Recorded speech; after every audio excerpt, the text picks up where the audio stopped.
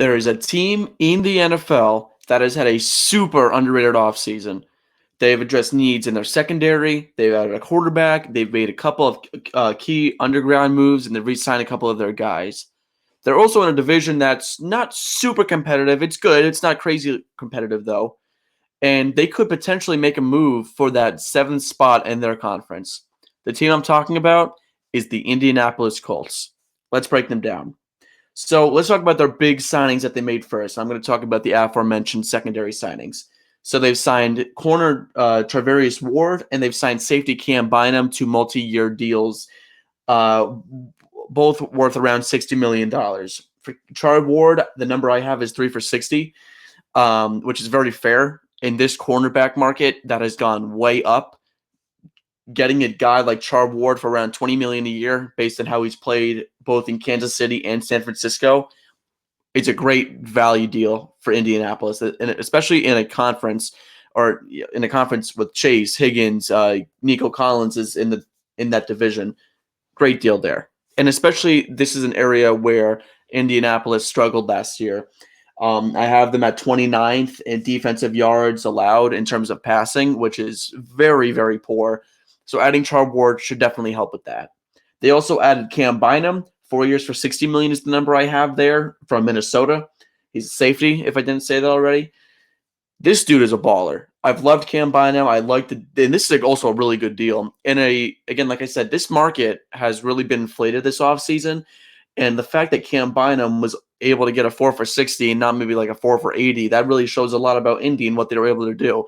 Getting a guy who has great locker room presence and great defensive presence as well, to be able to bring him onto the field and allow him to lead this team, lead the defensive backfield, only for 15 a year. I think that's a great value deal for Indy, and it really shows a lot about what they need. They needed secondary, and they added two big fish, and they did that very quickly. These two guys signed in the first few days of free agency, and that's not something you see out of a team like Indy, who is usually very conservative. With Shane Steichen, they haven't been big spenders, but now this year, they have been signing guys. I mean, you've seen Chris Ballard and Jim Irsay. They haven't really been super aggressive. They have let some guys walk, and they haven't brought a lot of guys in. But this year, a little bit different. They bring in Cam Bynum, who's super experienced, and they bring in Char Ward, who is very good. Offensively, the big thing that they did was signing Daniel Jones, and 1 year for $14 million, almost all of it was guaranteed. This deal has gone under the radar. It's a great signing, in my opinion, because Daniel Jones and Anthony Richardson play very similarly. Daniel Jones and Anthony Richardson, they both want to take deep shots. They both struggle with accuracy. They struggle with consistency. They're great on the ground. And there are some things that Richardson's better at than Jones is, and there's a lot of things that Jones is better at than Richardson is. For example, Jones is a much better leader than Richardson is. Daniel Jones, who has played in a big New York market for the last 6 years of his career, understands that you can't be taking plays off. It doesn't matter how much or how tired you are, you have to stay in. Richardson obviously took a couple of plays off last year because he was tired, and that's something that you can't do at any level, at any position.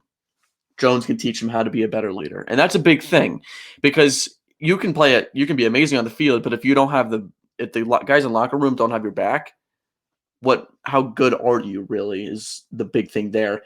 I like the signing a lot. I really do. Good value. I mean, Jimmy G got 11. Jones is getting 14, and Jones is much better than Jimmy G in my opinion, especially today in this game. In terms of accuracy, they both struggle with it. Richardson has a much better arm than Jones. Or maybe we've seen Jones having a good deep ball. This year, he completely lost it. I have no idea where it went. But he's lost his deep ball. Richardson throws a lot of deep balls. The accuracy isn't really there. And Richardson throws a lot of passes, a lot of incomplete passes, rather. And we saw that, I think it was week 2, where Richardson went 9 for 29, which is just unacceptable. That cannot happen. That is very bad. His completion percentage was horrible this year. It was around I was under 50, I'm pretty sure. Jones is relatively good at keeping his completion percentage pretty high. It's always over usually 55%, which is low, but it's good. You're completing at least half of your passes. He does throw a lot of checkdowns, a lot of underneath passes. He's not really taking a lot of shots like Richardson is. But again, would you rather have, you kind of have to think about it, in a division where it's up for grabs, in a conference where you need every point, every win to even think about making the playoffs or even think about contending for it. Would you rather have a 22 of 31 for 170 yards or 12 of 31 for 280 yards? The 280 yards has 2 or 3 picks. The 170 yards has maybe 1 turnover in the entire game. That's something that, as an Indy fan, you need to think about. Personally, I'd rather take Daniel Jones, who would be the higher percentage and the lower passing yards. And he's in a system where you're not going to take a lot of deep shots. And I like Downs. I like him a lot. I don't think Indy uses him right. I think obviously I'm a Giants fan. I can connect him to Wan'Dale Robinson, maybe use him in that kind of role because he's shifty. He's fast. He's quick. He's a good receiver. Michael Pittman, they need to use him more intermediately. And I think Jones is good in that area too. If Jones doesn't start, though, he could still give Richardson plenty of pointers. I mean, Jones, for what it's worth, he has a $40 million quarterback. He knows what it's like to have high expectations. Jones can kind of teach Richardson the way. How can you improve these little aspects of your game to make you a better quarterback? Other than that, they haven't really added a lot on offense. I know they're still looking to upgrade their trenches. I know center Ryan Kelly and guard Will Fries left in free agency, both Minnesota. But still, I think Indy has been really good. They have had met 7 picks at this point when I'm recording this. They picked 14th. And this is a draft that is, for what it's worth, it's relatively top-heavy in those interior offensive line spots. Top guys. I mean, there's a couple of guard tackles that can probably be guards. A guard I can quickly think of is Donovan Jackson from Ohio State. I think he could be a good fit there. There's a couple of other ones who I can't think of off the top of my head, but there are guards in this draft in those late first, early second spots. So maybe if Indy wants to trade up, they can do that. Other signings they signed Khalil Herbert to be the RB2 behind Jonathan Taylor, which is a good one too. I mean, Taylor has been good and he's been great actually. And Herbert, I mean, he's a really solid receiver. So if they need to take Taylor out to put in a receiving back, Khalil Herbert's that kind of guy. He can definitely do that. He did that with Cincinnati. I've always liked Khalil Herbert. He's been a very good player for a very long time in this league, and I really like what he's able to do. They also signed Neville Gallimore. He played with Dallas last year, if I'm not mistaken. That's defensive tackle. Their Indy's defensive line is very interesting. They've Latu, Kwity Paye, Buckner's still there. So signing Gallimore, he'll be a rotational guy, but he's still a guy that can beef up that defense. And this is a team last year, if you followed the Colts, they were below average defensively in every single category. They have made big improvements there, as I talked about Ward and Bynum.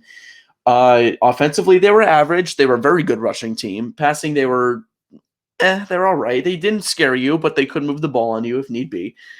You know what I'm saying? And that's kind of how they were last year. But this year, with Steichen going into his 3rd or 4th year as head coach, and he's been implementing his scheme, which has been working well, regardless of who's at quarterback, whether it's Richardson or Gardner Minshew, as we saw 2 years ago, and Joe Flacco this year, who played pretty well, not crazy good, but he was solid.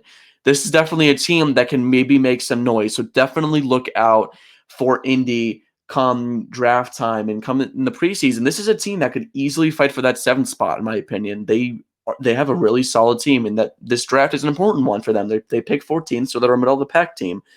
They're good. But again, we saw them struggle. They lost to the Giants last year in week 17. That eliminated them basically. And that was bad.